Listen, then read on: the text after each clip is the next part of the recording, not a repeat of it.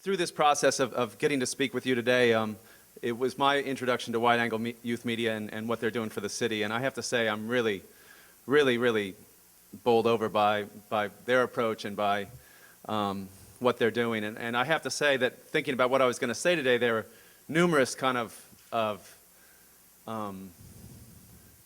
areas where I think their mission and our mission are very, very similar. And I think one of the things the challenges that we face at Woodbury is narrative, obviously, and trying to tell the story of our food and trying to connect people with where it comes from, how it's grown, and who's behind it. And you know, the idea that they're letting these kids, giving these kids opportunities to tell their story is huge for us. I think also a sense of identity for these kids, and you know, to extend that out to what we do, a sense of identity for Baltimore and for the Chesapeake region when it comes to food and what this place could be about. I started, like almost every chef I knew, with a degree in philosophy from a liberal arts college, and it's as direct a way into the food service business as I know.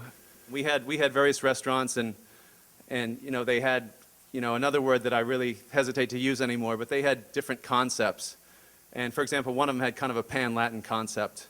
The menu was drawn from all over Mexico and the Caribbean and Central America. And I started to get frustrated because I was meeting all these people. I was meeting David Smith from Springfield Farm and Joan and Drew Norman from One Straw, where, you know, are still to this day titans of the local ag scene.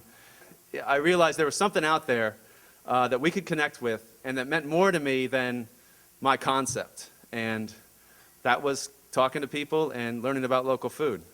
And so as those things kind of wrapped up, my wife and I, Amy, who's the co-owner at Woodbury, we kind of hatched this idea. And the idea was, can we grow the food that we need to supply this restaurant? It was a question, really, we asked. And to this day, the whole undertaking at Woodbury Kitchen is trying to answer that question. And the amazing thing about that is, as soon as we made that commitment, we started to view everything through that lens. We looked around, and we had a beautiful old building. We looked around a little further out, and we saw amazing craftspeople that were located right in Clipper Mill. I mean, you can literally walk for 10 minutes and see everybody that built that place. Anthony Corradetti, world-class glassblower. Gutierrez Studios, amazing architectural metals and other things. Artisan Interiors, doing incredible casework. That's part of it, and I think it's, you know, it's easy to say yes to things, but a part of our commitment is to say no to things.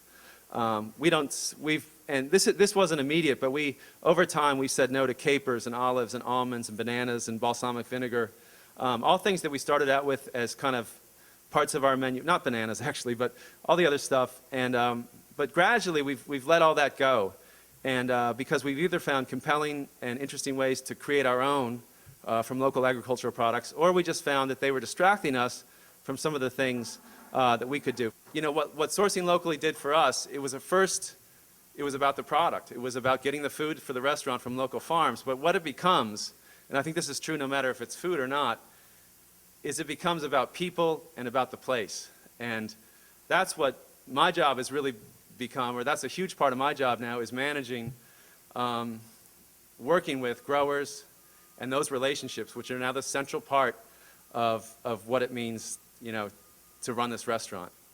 So for us, that's about 70 growers right now, from in every field, from all of the meats, eggs, poultry, obviously all the produce, all the fruit, all the dairy products, all the cheeses, all the oysters, and then we're lucky in Maryland to be able to say a lot of the wine and a lot of the beer is from our local growers, and that's, to me, that's what it becomes, is this incredible, ever-growing, ever-changing, kaleidoscopically evolving group of relationships.